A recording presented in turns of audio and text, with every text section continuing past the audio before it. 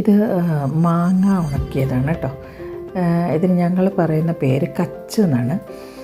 പണ്ട് എൻ്റെ മുത്തച്ഛനൊക്കെ വരുന്ന സമയത്ത് വീട്ടിൽ വരുമ്പോൾ ഇങ്ങനെ പായലാണ് പണ്ട് ഉണക്കുക.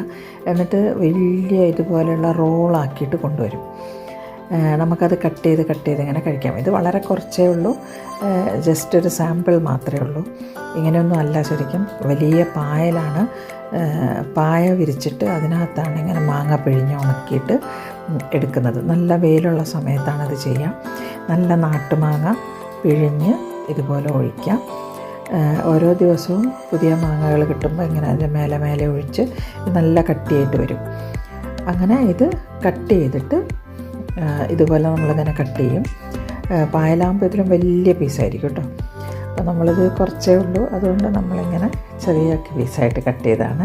എന്നിട്ടിങ്ങനെ ചുരുട്ടി ഇങ്ങനെ എടുക്കും.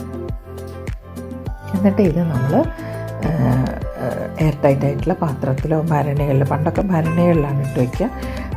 അപ്പോൾ കണ്ടില്ലേ, ഇങ്ങനെ റോളായിട്ട് മാങ്ങ തെരാന്നുള്ളൊരു പേരുണ്ട് ഇതിന്. മാങ്ങ കച്ച് എന്നാണ് ഞങ്ങൾ പറയുക. അപ്പോൾ ഇതിങ്ങനെ ഇട്ട് വയ്ക്കും. കണ്ടില്ലേ, ഓരോ റോളും ഇതുപോലെ നമ്മൾ ചുരുട്ടിയിട്ടാണ് വയ്ക്കുക. ഇതിലും വലിയ വീതിയിലായിരിക്കും സാധാരണ മടക്കി വയ്ക്കുക കേട്ടോ. ഇതിലും കട്ടി ഉണ്ടാവും. അപ്പോൾ ഇപ്പോഴത്തെ കുട്ടികൾക്കൊക്കെ ഇത് അറിയുമെന്നറിയില്ല. ഇതുപോലെ നമുക്ക് പൈനാപ്പിള്, അതുപോലെ മറ്റുള്ള ഫ്രൂട്ട്സൊക്കെ നമുക്കിതുപോലെ ഉണക്കാം കേട്ടോ. കുറച്ച് ജ്യൂസി ആയിട്ടുള്ള ഫ്രൂട്ട്സൊക്കെ ഇതുപോലെ പിഴിഞ്ഞൊഴിച്ചിട്ട് നമുക്ക് വെയിലത്ത് ഉണക്കി സൂക്ഷിക്കാം. മാങ്ങ കിട്ടാത്ത കാലത്ത്, മഴക്കാലത്ത് ഒക്കെ ഇത് ഉപയോഗിച്ചിട്ട് ചമ്മന്തി അരയ്ക്കാം, അതുപോലെ പിന്നെ കറി വയ്ക്കാം. അങ്ങനെ പലതും നമുക്ക് മാങ്ങ കൊണ്ട് ചെയ്യുന്ന കാര്യങ്ങളൊക്കെ ഇതുകൊണ്ട് ചെയ്യാൻ പറ്റും. പിന്നെ നല്ല മഴ പെയ്യുന്ന സമയത്ത് ഇത് ഒരു പീസൊക്കെ ഇങ്ങനെ എടുത്ത് വായിലിട്ട് ഇങ്ങനെ ചവച്ച് ഇങ്ങനെ ഇരിക്കാൻ നല്ല രസമാണ്. അപ്പോൾ ഞാൻ കിട്ടുവാണെങ്കിൽ എല്ലാ വർഷവും ഞാനിങ്ങനെ കുറച്ചെങ്കിലും ഉണ്ടാക്കി വയ്ക്കാറുണ്ട്. ഇങ്ങനെയുള്ള സംഗതികളൊക്കെ ഉണ്ടാക്കാൻ എനിക്ക് ഭയങ്കര ഇഷ്ടമാണ്.